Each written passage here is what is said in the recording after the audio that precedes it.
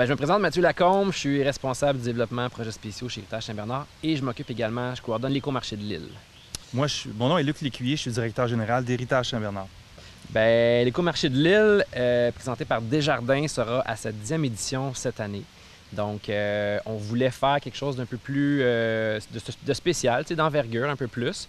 Donc, la formule reste la même, c'est-à-dire qu'on a des exposants qui viennent présenter leurs produits locaux, éco-responsables, mais on a bonifié avec une programmation culturelle un peu plus, je dirais pas éclatée, mais avec des artistes un peu plus connus, ce qui rayonne un peu plus, puis aussi avec un côté, on voulait dynamiser le mot éco dans l'événement, faire en sorte qu'il soit plus de l'avant. Alors, on ajoute une zone zéro déchet dans laquelle il y aura des artisans spécialisés, des conférences avec des conférenciers connus de renom et un appartement zéro déchet qui est comme un peu le highlight de l'événement parce que cet appartement-là, qui est comme un appartement modèle, aura lieu dans la Villa Marguerite qui est derrière moi. Donc, ça va être possible de rentrer dans la villa pour la première fois pour la majorité des gens de Châteauguay et de la région et de visiter l'appartement comme si tu rentrais chez quelqu'un qui vit selon le mode de vie zéro déchet pour prendre des trucs et les ramener à la maison par la suite.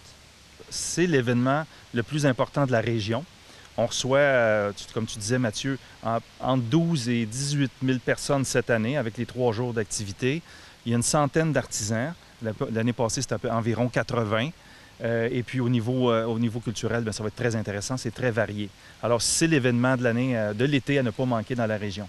Il y a 8 catégories d'exposants. On parle de bouffe, d'alcool, la catégorie artisan en tant que telle. On a des bijoux, tout ce qui est mode. Il y a quelques organismes qui vont être là, comme l'Association québécoise Zéro Déchet, Mountain Equipment Co-op va être là.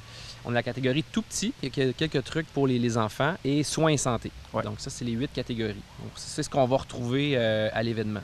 Tu l'as mentionné, c'est 3 jours cette année, ça c'est une grosse nouveauté. Ça a toujours été sur 2 jours l'écomarché. Cette année, on ouvre une 3e journée, le vendredi 23 août. Ça va être de 2h, de 14h à 19h le vendredi, avec un espèce de 5 à 7 de lancement pour cette soirée-là. Et il y aura un spectacle musical d'un artiste connu qui reste encore à nommer, qui n'a pas été nommé pour le moment. Le samedi, tant qu'à parler de la programmation culturelle, on aura Clay and Friends à 13h et le dimanche à la même heure, 13h, Jérôme 50. Ça s'ajoute aux artistes coup de cœur qu'on a toujours eu à l'écomarché et qu'on est toujours content de revoir année après année. On parle bien sûr de Echo, un groupe local de Châteauguay. André Gagné qui sera accompagné cette année, ils seront en duo, et de Jocelyne Patnaud qui fait le tour avec sa vielle à roue qui impressionne toujours les visiteurs. Ça va aussi s'ajouter à ça Becca Rose, qui est une jongleuse qui a déjà gagné meilleure jongleuse au Canada, donc qui sera là pour épater les visiteurs. Je dirais que l'événement est unique. Il n'y a pas d'autres événements semblables dans la région.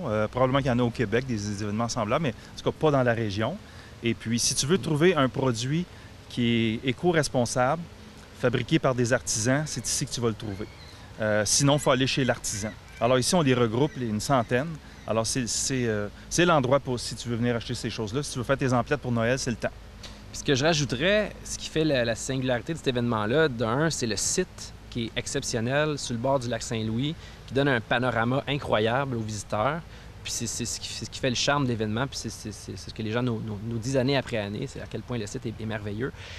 Mais aussi, c'est organisé par un organisme en environnement. T'sais, nous, c'est pas ça notre mission d'organiser ça, mais on le fait à travers tout le reste.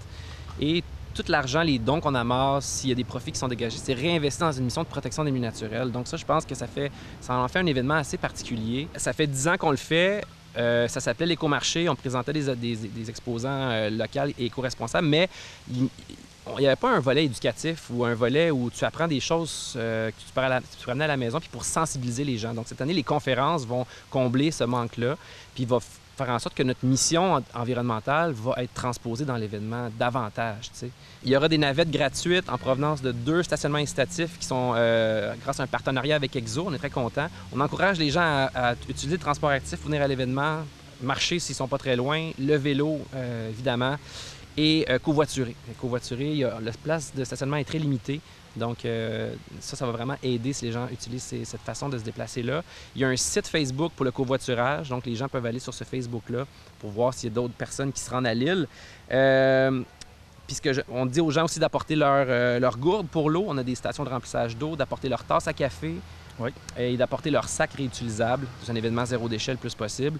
Et toutes les émissions de gaz à effet de serre qui seront dépensées par les visiteurs, on va les compenser en plantant des arbres à la fin de l'événement.